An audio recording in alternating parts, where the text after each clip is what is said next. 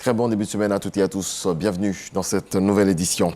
L'Université internationale d'Agadir au Maroc a décerné le titre de docteur honoris causa au ministre Adama Diawara, un titre pour sa contribution et son engagement pour le rayonnement de l'enseignement supérieur et de la recherche scientifique. Regardons. La Côte d'Ivoire a l'honneur à Agadir. Après le ministre d'État Teni Birahima Ouattara en octobre 2013, c'est au tour du ministre de l'Enseignement supérieur et de la Recherche scientifique Adama Diawara de recevoir la plus prestigieuse distinction honorifique de l'Université internationale d'Agadir, le titre de docteur honoris causa pour sa riche et brillante carrière, ainsi que son engagement à un système éducatif performant en Côte d'Ivoire. C'est un plaisir que de vous la remettre devant un parterre de personnalités marocaines, européennes, africaines, et parmi eux, vos compatriotes et vos amis ivoiriens. C'est enfin un symbole de vous la remettre devant cette jeunesse, prochainement diplômée, qui constitue l'avenir de nos nations. Monsieur le ministre et chers amis, le Maroc et la Côte d'Ivoire entretiennent des relations diplomatiques fortes et fructueuses depuis de nombreuses années. Ces relations sont fondées sur des liens historiques, culturels, économiques et politiques. Les deux pays partagent des valeurs communes, une histoire riche et une vision partagée pour le développement économique et social de l'Afrique. C'est dans cet esprit que Universiapolis a ouvert son université pour les étudiants subsahariens et plus particulièrement les étudiants ivoiriens, et ceci il y a plus de 30 ans. Aujourd'hui, c'est une grande place que la Côte d'Ivoire occupe dans nos cœurs grâce au rayonnement de nos diplômés ivoiriens partout à travers le monde. Après des remerciements appuyés au fondateur de l'université et à sa présidente, le ministre Dr Honoris Causa désormais a relevé les progrès réalisés par la Côte d'Ivoire dans le secteur de l'enseignement supérieur sous l'impulsion du président Alassane Ouattara qui a permis d'énormes investissements dans ce secteur. C'est avec une grande joie que je prends la parole ce soir dans ce prestigieux temple du savoir que constitue l'Université internationale d'Agadir. Ma joie est d'abord liée au fait qu'Universiapolis a accepté de décerner son très prestigieux titre de docteur honoris causa à ma modeste personne, en reconnaissance de la qualité actuelle du système d'enseignement supérieur et de recherche scientifique de mon pays, la Côte d'Ivoire. Cette qualité, caractérisée par la construction de plusieurs nouvelles universités publiques dont les thématiques sont en corrélation directe avec les potentialités socio-économiques de leur région d'implantation, la diversification et la pertinence de l'offre de formation, l'amélioration de la qualité de la formation via les stratégies telles que la rigueur dans la sélection des enseignants, la révision des curricula et le contrôle continu des apprenants, l'augmentation substantielle des transferts sociaux, pour ne citer que cela, est le fruit des énormes moyens humains, matériels et financiers mis à la disposition du notre sous-secteur enseignement supérieur et recherche scientifique par le président de la République, son Excellence M. Alassane Ouattara. Marraine de la 31e promotion d'Universiapolis, la députée européenne Nathalie Colin a prodigué des conseils à ses 500 filleuls prêts à aborder le monde du travail. Issus des 5 grandes écoles de l'Université internationale d'Agadir, les majors des différentes promotions ont reçu les chaleureuses félicitations du ministre ainsi que des personnalités invitées, au rang desquelles l'ambassadeur de Côte d'Ivoire près le Royaume du Maroc et le consul général de France à Agadir. L'Université internationale d'Agadir a été créée il y a 3 décennies. 3000 étudiants et 17 nationalités, dont 44 Ivoiriens, poursuivent leur cursus à Universiapolis. Le commentaire d'Alexis Ouedraogo. On reste dans la coopération avec cette remise de chèque de l'Arabie Saoudite à la Côte d'Ivoire. 3 millions de dollars, soit environ 1,8 milliard de francs CFA pour l'achèvement des travaux de construction de la mosquée du Plateau. Abdoulaye Koné. C'est une nouvelle qui va ravir plus d'un au sein de la communauté musulmane de Côte d'Ivoire, en l'occurrence celle du Plateau. Les travaux de la mosquée Salam, qui n'étaient pas totalement achevés, vont pouvoir reprendre, et cela grâce au soutien de l'Arabie Saoudite. Le Royaume a tenu son engagement en remettant ce vendredi au ministre des Affaires étrangères un chèque de près de 3 millions de dollars américains, soit 1,832 milliard de francs CFA. Concernant l'aide que l'Arabie Saoudite offre à la Côte d'Ivoire par rapport à la mosquée, et ça fait partie des domaines de coopération entre les deux pays. Par exemple, le Fonds saoudien du développement est en train de financer des projets également en Côte d'Ivoire présentement. Le Centre Roi Salman pour l'aide et le secours est en train de travailler également dans des programmes d'aide. La coopération continue entre les deux parties et les relations sont solides. Cette remise de chèques renforce davantage la présence de l'Arabie saoudite aux côtés de la Côte d'Ivoire dans ses différents projets de développement. Par ailleurs, le chef de l'État est attendu en Arabie saoudite où il devrait participer à un double sommet économique dans les prochains mois. À cette occasion, nous allons signer un très important accord de coopération globale à l'intérieur duquel il y aura des accords sectoriels très importants également.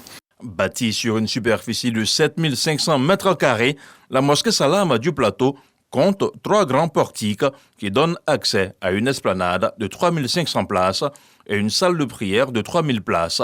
La date du début des travaux d'achèvement de l'édifice religieux n'a pas été dévoilée. Autre chose à présent, le processus d'obtention de la carte professionnelle de journaliste et de professionnel de la communication est entièrement digitalisé. La plateforme qui permet de renseigner les informations était au centre d'un atelier de formation à l'endroit des professionnels des médias. C'est ce que nous apprend Constant Kokora. Issa Chonaïo, au commentaire. Désormais, pour obtenir sa carte d'identité de journaliste ou de professionnel de la communication, il va falloir se faire enregistrer via un portail numérique www.cjp-gouv.ci est la seule plateforme habilitée à traiter tous les cas de renouvellement et d'attribution de la carte d'identité du journaliste professionnel.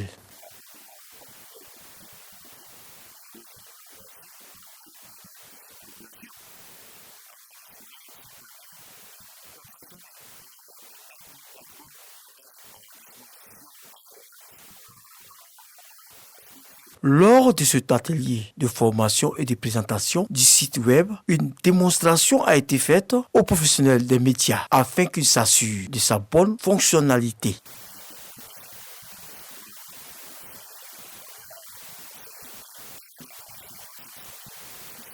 Selon la Commission, cette action s'inscrit dans le cadre de la mise en œuvre du processus de digitalisation de l'administration entamé par l'État de Côte d'Ivoire il y a quelques années. Ouvert le 16 octobre, l'enrôlement est prévu s'achever le 17 novembre prochain. On en vient à cette activité liée à Octobre Rose, la lutte contre le cancer du sein. Plus de 100 femmes dépistées à Grand Laou. C'est à l'initiative de la mairie et du Rotary Club. L'enseigne Bakayoko. Vaste campagne de sensibilisation au dépistage précoce du cancer du sein à Grand Laou. Les femmes, des adolescentes aux plus âgées, ont répondu massivement à l'appel du maire de la commune, Ali Sissoko. Le cancer du sein, ça peut se détecter par des signes anodins. Et donc, si nos mamans sont formées à cela, je vous assure, ça nous aiderait à régler beaucoup de problèmes au niveau du cancer. Avec près de 3300 femmes touchées chaque année en Côte d'Ivoire, le cancer du sein se présente comme le plus meurtrier chez les femmes, devant le poumon ou le col de l'utérus. Grand Laou a donc mobilisé des dizaines de femmes qui ont pris d'assaut les blocs affectés aux opérations de consultation, un acte volontaire et gratuit.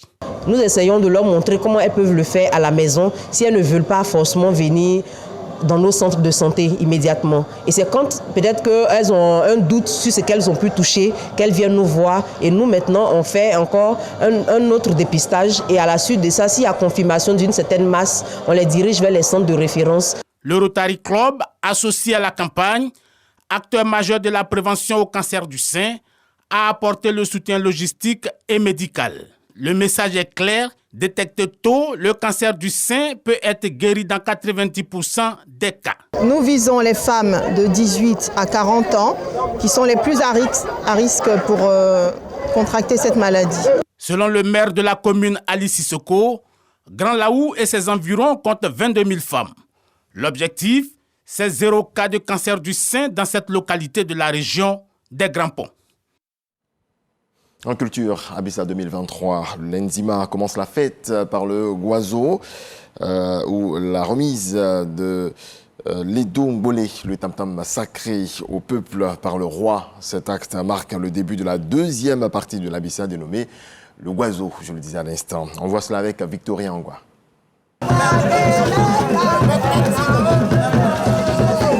La phase festive et bruyante de l'Abissa, ouverte ce dimanche 29 octobre 2023 au Palais Royal, au quartier France à Grand-Bassam. La reine mère Ngetiaba II esquisse les pas de l'Abissa. Première autorité à danser l'Abissa pour traduire le fait que le Dongolé a été remis à une femme Mvavili.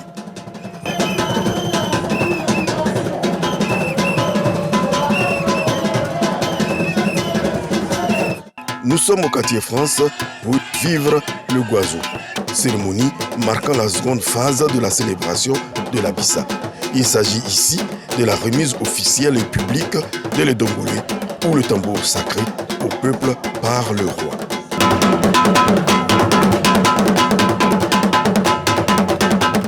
La famille dépositaire de l'Abissa, les Mvavili, est venue informer et confier la danse qui lui a été révélée à Sa Majesté. Celui-ci, après accord et croyant aux vertus de la danse à lui confier, va remettre à son tour les Dongolé aux 7 familles qui forment le peuple Nzima.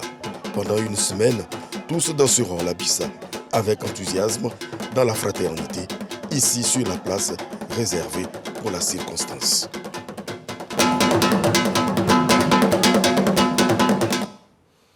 Dans le reste de l'actualité, 33 camions d'aide humanitaire sont entrés à Gaza hier soir via le passage de Rafah à la frontière avec l'Égypte. C'est le plus important convoi observé depuis la reprise progressive de l'aide le 21 octobre. Et ce, alors qu'Israël continue ses bombardements qui se sont intensifiés depuis vendredi et que les troupes israéliennes accentuent leur intervention terrestre appuyée par des chars d'assaut. C'est tout pour ce 6h30. Merci à vous tous de nous avoir suivis. Paix dans vos foyers.